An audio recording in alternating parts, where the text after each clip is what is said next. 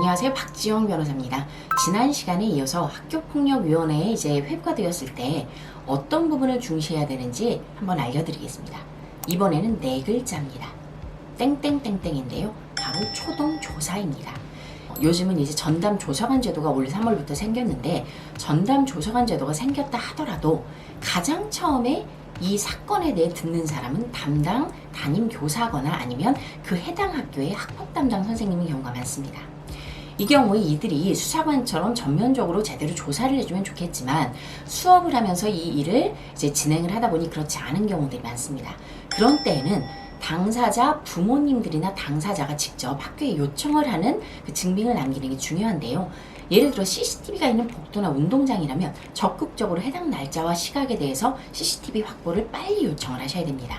일정 기간이 지나면 바로 없어지고, 사건 당일로부터 보통은 2달 정도 지나야 위원회가 열리기 때문에 뒤늦게 이 부분을 말씀하시게 되면 이미 CCTV가 삭제되는 경우가 많습니다.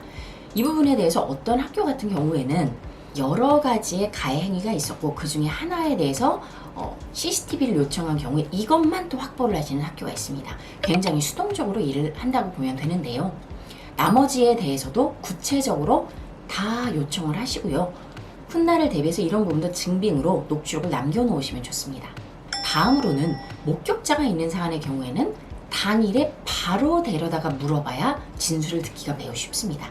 이미 어느 한쪽으로 여론이 기울어서 소문이 나버렸다거나 혹은 시일이 흘러서 그 목격자의 학부모님이 이 사실을 알게 되는 경우에는 개입하지 마 라고 되어서 진실을 파악하기가 쉽지 않아질 수 있습니다. 사건을 예로 하나 든다면, 어떤 아이가 한 아이에게 뭔가를 눈에 뿌리고 갔습니다. 눈이 아팠겠죠. 당연히 피해 학생은 주변에 학생들이 많았기 때문에 이 가해 학생이 누구인지 알 것이라고 생각했지만 결국 잡히지 않았습니다. 이유가 무엇이냐? 사실은 이 사건을 형사로 갔더라면 잡혔을 개연성이 매우 높은데요. 그 피해 관련 부모님께서는 우리도 고통스러우니 그냥 이쯤에서 그만하겠다라고 해서 학폭위까지만 오셨던 사안입니다. 주변에 있었던 학생들에 대한 조사가 여러 이유로 너무 뒤늦게 이루어졌습니다. 당일 그 시각에 바로 무기명으로 여론조사를 했다거나 이런 경우에는 대체적으로 답이 나온다고 보면 됩니다. 아이들의 경우에는 선생님이 평소에 신뢰관계가 있기 때문에 선생님이 와서 물어보면 대체로 진실을 말하는 경향이 있습니다. 특히 초등학교, 중학교 정도까지는 많이 그런 편이기 때문에 이런 초동수사에 대해서 빨리 요청을 하시는 것이 좋습니다. 앞단에 조사가 이루어지지 않은 채 위원회를 오면 위원회 단계에서는 심증은 누구에게 가했지만 확실하지 않은 경우에 처분을 내릴 수 없는 그러한 오류에 빠지게 되는데요. 이런 부분들 때문에 초동조사가 매우 중요하니 이런 부분을 요청할 것을 제가 팁으로 드리겠습니다. 추가 문의 사항은 연락 주시면 감사하겠습니다.